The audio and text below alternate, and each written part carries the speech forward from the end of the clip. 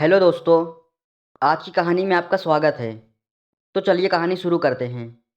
पहले तो पुजारी जी मुझे बड़ी ही भूखी नज़रों से देखने लगे। फिर पुजारी जी ने मेरा हाथ पकड़कर कमरे में ले गए और कहने लगे, तुम मुझे बहुत अच्छी लगती हो। आज तुम मेरी पत्नी की कमी को पूरा कर दो। मुझे उसकी बहुत याद आ रही है। मैंने नाटक करते हुए कहा, भला मैं कैसे उसकी कमी को पूरा कर सकती हूँ। तब पुजारी बोला, आज के लिए तुम मेरी पत्नी बन जाओ। ये सुनकर तो मेरा रोम रोम खिल उठा था, क्योंकि ये सब करने के लिए मेरा मन कब से बेचैन था। और फिर पुजारी भी था ज़्यादा उम्र का, और मुझे भी ज़्यादा उम्र के मर्द बहुत पसंद थे। मैंने अपना नाटक जारी रखा। पहले तो मैं थोड़ा हिचकिचाई, फिर शर्माई, और फिर अपनी गर्दन नीचे झुका ली, शायद पुजारी को समझाने के लिए। इतना इशारा काफ़ी था। जब मैंने कोई आनाकानी नहीं की, तब पुजारी मेरा हाथ पकड़कर कमरे में ले गया।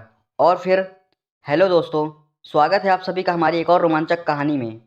उम्मीद करती हूँ आपको ये कहानी बेहद पसंद आएगी। दोस्तों, हमारी कहानी अगर आपको अच्छी लगती है तो प्लीज़ वीडियो को लाइक कर दीजिएगा और चैनल को सब्सक्राइब कर लीजिएगा। तो चलिए कहानी शुरू करते हैं।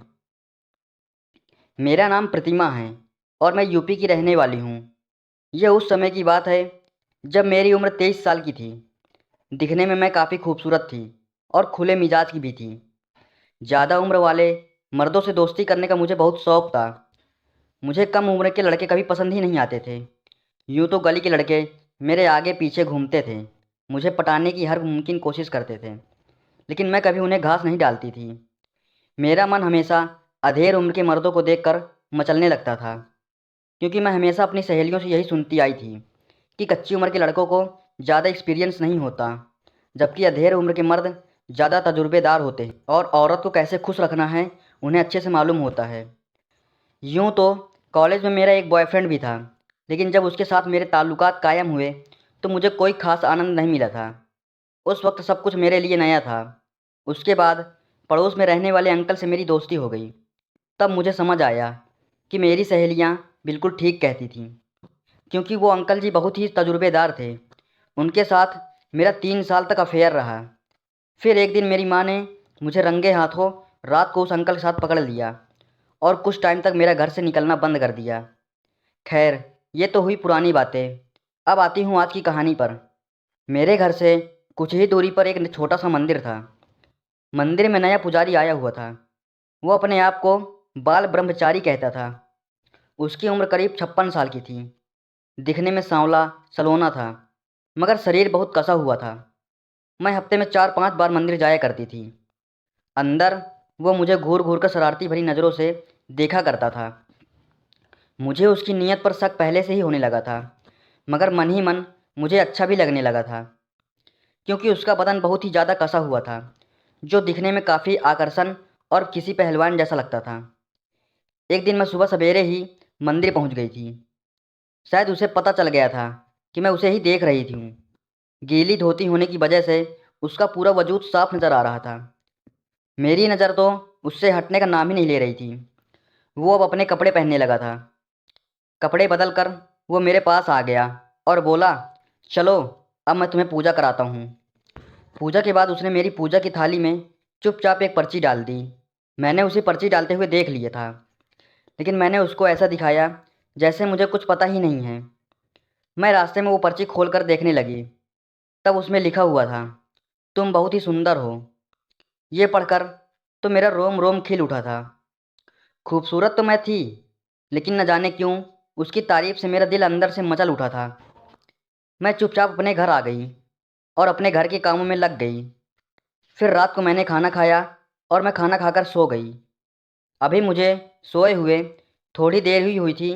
मैंने सपने में देखा कि पुजारी मेरे साथ बहुत ज़्यादा शरारत कर रहा है और उसकी ये हरकतें मुझे बहुत अच्छी लग रही थी। अचानक से मेरा सपना टूट गया और मैं इधर उधर देखकर मायूस हो गई। अरे यार, ये तो सपना था। काश ये सब ये सोचते सोचते मैं फिर से सो गई। काश वो सपना मुझे फिर से आ जाए। मैं आज सुबह बहुत जल्दी ही उठ गई। मैंने सोचा, क्यों ना मंदिर ही चली जाऊं।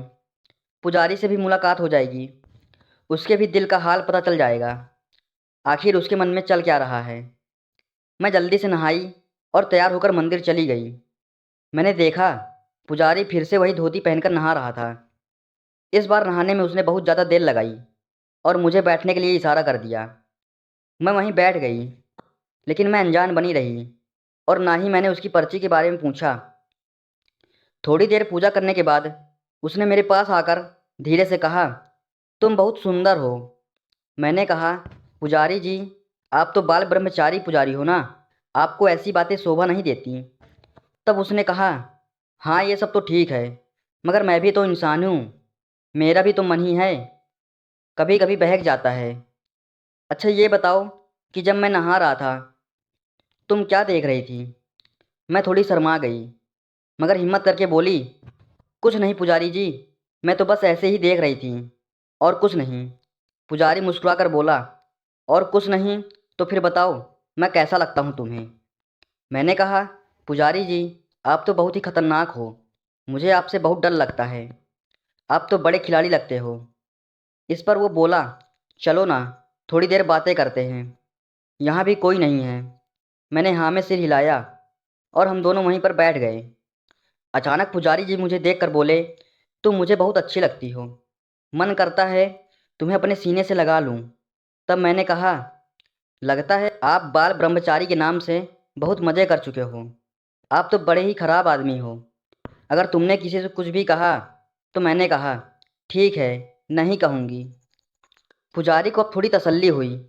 फिर पुजारी बोला, अरे अपना नाम तो बता दो। मैंने कहा, मेरा नाम प्रतिमा है, लेकिन प्यार से मुझे गुड़िया कहते हैं। अच्छा ठीक है पुजारी जी, आज कुछ चिंतित लग रहे हैं। उस समय अंधेरा हो चुका था। मैंने उनके गाल पर चिकोटी काटी।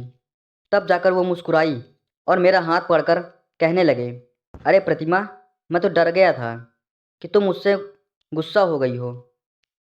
मैंने नाटक करते हुए कहा, अरे नहीं, ऐसा भी नहीं है।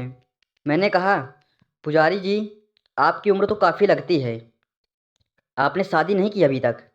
तब वो बोले, शादी तो की थी, लेकिन मेरी पत्नी गांव में रहती है, उसे गांव में रहना ही पसंद है। मैंने कहा, पुजारी जी, फिर तो आपको बहुत याद आती होगी आपकी पत्नी की। पुजारी बोला, हाँ याद तो बहुत आती है, लेकिन क्या करूँ। मैंने पुजारी को तसल्ली देते हुए उसके कंधे पर हाथ रख दिया, लेकिन पुजारी ने मेरा हाथ कंधे से हटाकर अपने ओंठों पर रख दिया और उसे चूमने लगा। मैं थोड़ी सहम सी गई। फिर पुजारी मेरा हाथ पकड़कर मुझे कमरे में ले गया और कहने लगा, प्लीज़ आज तो मेरी पत्नी की कमी को पूरा कर दो, मुझे उसकी बहुत याद आ रही है। मैंने नाटक करते हुए कहा, भला मैं कैसे उसकी कमी को पूरा कर सकती हूँ? तब पुजारी बोला, आज के लिए तुम मेरी पत्नी बन जाओ। मैंने हिचकिचाते हुए कहा, अगर कोई आ गया तो बड़ी मुश्किल हो जाएगी। पुजारी बोला, आज यहाँ कोई नहीं आने वाला है। इतना कहकर पुजारी ने मुझे अपने गले से लगा लिया। कमरे में बहुत ही धीमी रोशनी थी। अचानक पुजारी ने मुझे एक गिलास में शरबत दिया और कहने लगा, जल्दी से फटाफट इसे पी लो और बताओ कैसा है। मैंने जैसे ही वो शरबत पिया, मुझे एक सुरूर सा चढ़ने लगा। मैंने कहा, आप पहले ये बताओ कि आप कितनी लड़कियों को इस तरह से बीवी बना चुके हो? पुजारी बोला, अरे प्रतिमा, बस तुम दूसरी हो। इससे पहले एक 42-44 साल की औरत के साथ मस्ती की थी, वो विधवा थी। मैंने कहा, ओए पुजारी, लेकिन मैं तो कुंवारी हूँ। मैंने नाटक करते हुए कहा। इतना कहकर मैं थोड़े नखरे दिखाने लगी, लेकिन धीरे धीरे मेरे जज्बात भी पिघलने लगे थे और कब मैंने अपना तन-मन उसे सौंप दिया, मुझे पता ही नहीं चला। जब होश आया तो बहुत देर हो चुकी थी। मैं थोड़ी घबरा सी गई थी। पुजारी मुझे सॉरी बोलने लगा। मैं भी दिखावटी गुस्सा करने लगी। मैंने शरारती भरी अंदाज में कहा, पुजारी, तुमने तो मुझे 2-3 दिन के लिए बीमार ही कर दिया, अब तो मैं चल फिर भी नहीं पाऊंगी। जैसे ही मैं घर जाने के लिए उठी तो पुजारी ने मुझे कुछ देर और रुकने के लिए कहा। बिना कुछ बोले मैं थोड़ी देर और बैठी रही और झूठा गुस्सा दिखाती रही। वो बोला, तुम मुझे बहुत अच्छी लगती हो, तुम रोज़ मेरे पास आ जाया करो, इससे मेरा भी दिल बहल जाएगा और मैं तुम्हारी रोज़ पूजा कर दिया करूँगा। मैंने हाँ में सिर हिलाया और उसके बाद मैं अपने घर आ गई थी। लेकिन ये सिलसिला करीब 6 महीने तक चला। उसके बाद मेरी शादी हो गई और मैं अपने ससुराल चली गई। फिर पुजारी से मेरी मुलाकात कभी नहीं हो पाई, क्योंकि मेरी शादी के बाद भी पुजारी भी वहाँ से अपनी पत्नी के पास गांव चला गया था। तो दोस्तों ये थी आज की कहानी। आपकी क्या राय है इस कहानी पर, हमें कमेंट में ज़रूर बताएं। वीडियो अच्छी लगे तो लाइक करें, शेयर करें, सब्सक्राइब करें। धन्यवाद।